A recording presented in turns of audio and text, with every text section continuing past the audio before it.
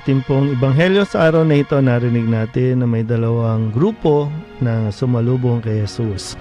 Yung isa, grupo ng mga demonyo, pero sila ay nakiusap na wag silang pahirapan, bagkus ay papuntahin na lamang sa mga baboy. Samantala, yung isang grupo naman, yung grupo ng mga bayan, ng mga tao, lumapit din kay Jesus, sinalubong siya, pero hindi para magpasalamat, hindi para i-welcome siya, kundi pakiusapang umalis sa kanilang bayan. Dahil lamang doon sa mga baboy na namatay na kanilang pangkabuhayan. So, ito ay isang katotohanan na minsan mas malala pa ang tao kaysa sa demonyo dahil ang demonyo kinikilala si Kristo pero ang tao imbis na kilalanin ay inaalis pa at pinalalayo pa dahil lamang sa kanilang pagmamahal sa kanilang mga pangkabuhayan. Minsan mas mahalaga pa ang pangkabuhayan, mga material na bagay kaysa sa buhay ng tao.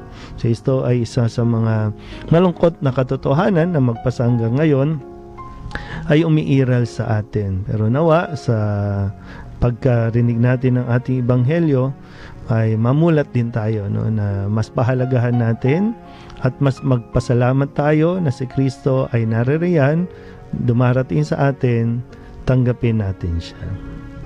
Amen.